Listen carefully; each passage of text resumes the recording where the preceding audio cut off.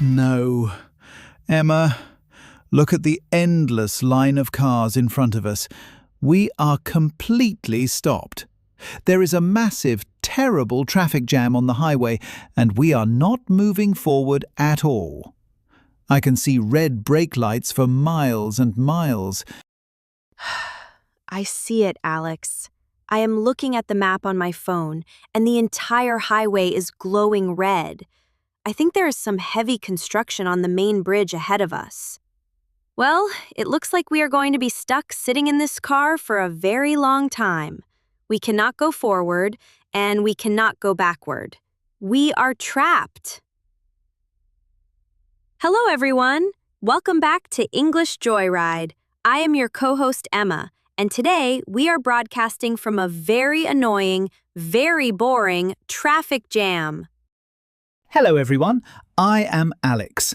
Welcome to episode 2 of our B1 Intermediate series. Yes, being stuck in traffic is incredibly frustrating. You just have to sit in your seat, listen to the engine of the car, and stare at the red lights. I can see people in the other cars getting very angry. Some people are honking their horns, and some people are shouting. That is true. People get very stressed.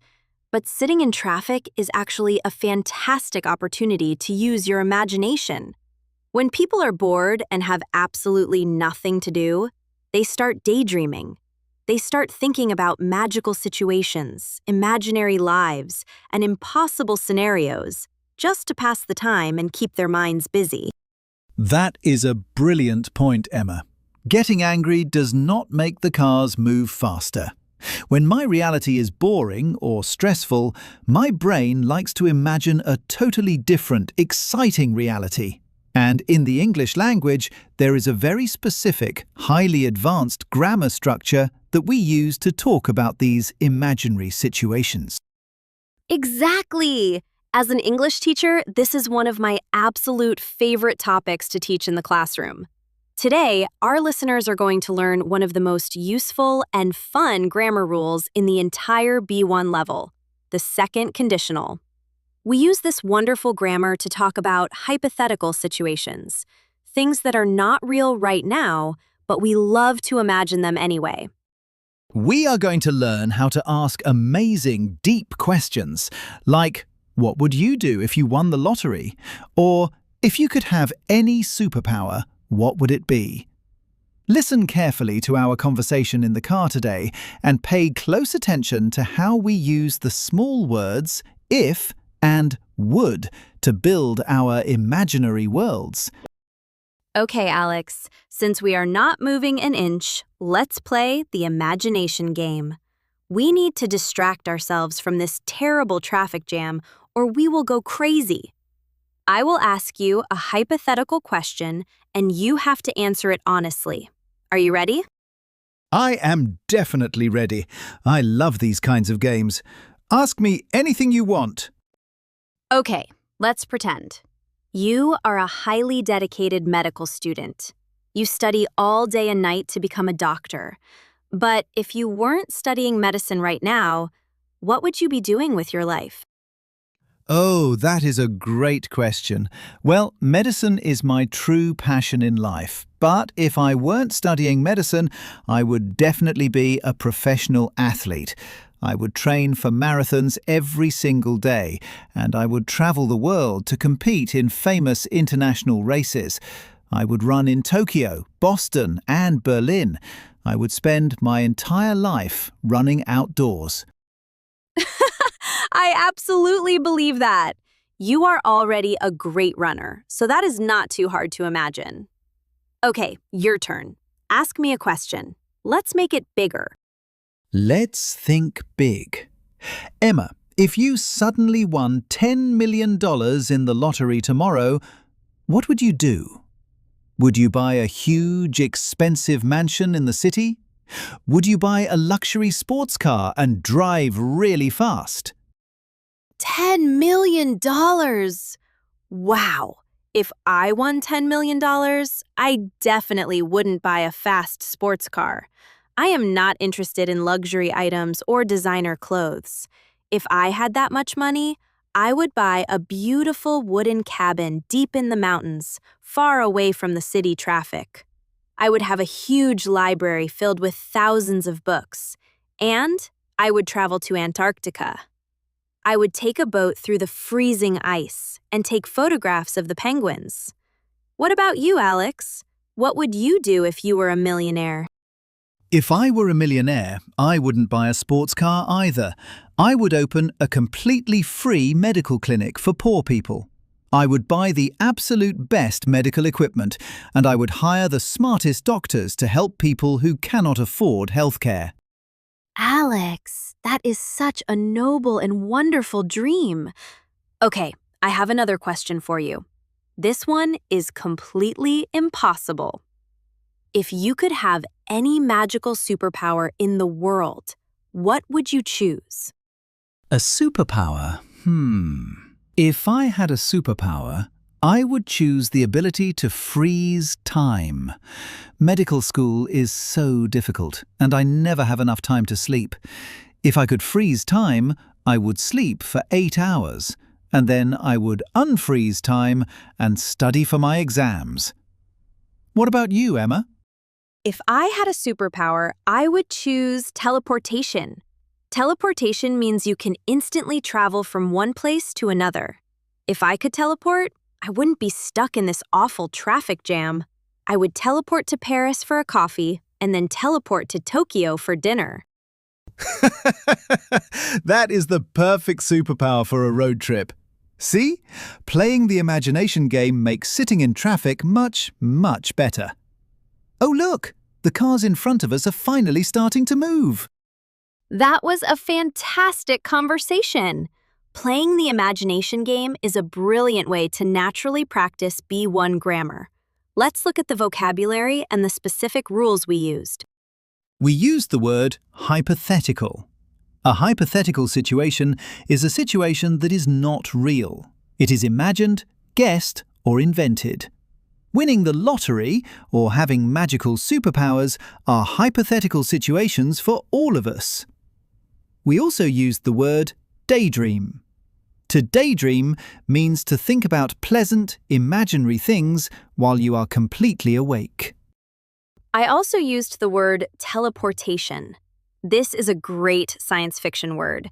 It means moving your body instantly from one location to another without traveling through space. Now, let's dive into the grammar, the second conditional. We use the second conditional to talk about impossible, unlikely, or completely imaginary situations in the present or the future. To really understand this, let's compare it to the first conditional. We use the first conditional for things that are real possibilities. For example, if it rains tomorrow, I will stay home. It might actually rain. It is a real possibility. So we use if plus present tense and will plus verb. But the second conditional is for fake or imaginary things. The structure has two very important parts. First, we have the if clause. This part describes the imaginary situation. In this part, we use the past simple tense. If I won the lottery. If I had $10 million. If I could freeze time. Notice that we use won, had, and could, which are past tense verbs. But listen carefully, we are not talking about the past. We are talking about an imaginary present. Exactly! The past tense just shows that the situation is fake or imaginary. It creates a psychological distance from reality. Then we have the second part of the sentence, the result clause. In this part, we use would, or the negative wouldn't, plus the basic action verb. I would buy a cabin in the mountains. I would travel to Antarctica. Let's put the two halves together to make a full sentence. Listen carefully. If I had $10 million, I would open a free clinic. Here is one very strange, special rule in the second conditional. If we use the verb to be in the if part, we always use were for everyone, even for I, he, she, and it. If I were a millionaire, I would travel. If she were here, she would help us. We say if I were, not if I was. It sounds strange, but it is 100% correct in formal English. Okay, everyone. Before we finish today's Joyride, let's do a rapid review of everything we learned today. We are not going to do a long repetition practice. Instead, let's just quickly summarize the rules so they stay in your memory. First, the vocabulary. A hypothetical situation is an imaginary situation. To daydream is to imagine wonderful things while you are awake. Second, the grammar formula. The second conditional is used for impossible or unlikely dreams. The formula is if plus the past simple tense, comma, would plus the base verb. Example. If I had a superpower, I would fly. And finally, the special were rule. In imaginary situations, we do not use was. We always use were. If I were you, I would study English every day. Fantastic! You just finished episode 2 of the B1 level. That is absolutely brilliant. You learned how to daydream in English, and you mastered the complex, advanced rules of the second conditional. Using this grammar correctly makes your spoken English sound very sophisticated and completely natural. Your homework for today is to use your imagination. Go down to the comments section right now and answer this big question. If you could have any magical superpower, what would you choose? Yes! Write one full sentence using the second conditional. For example, if I had a superpower, I would choose to fly. Or, if I could teleport, I would travel to Japan. We absolutely can't wait to read your amazing dreams and ideas. If this English Joyride is helping you level up, please hit the red subscribe button and give this video a big thumbs up. Share our channel with your friends, your family, and your classmates. The traffic jam is finally over. The road is clear and we are driving fast again. Thank you so much for riding with us today and keeping us company in the traffic. See you next time on the English Joyride. Goodbye, everyone.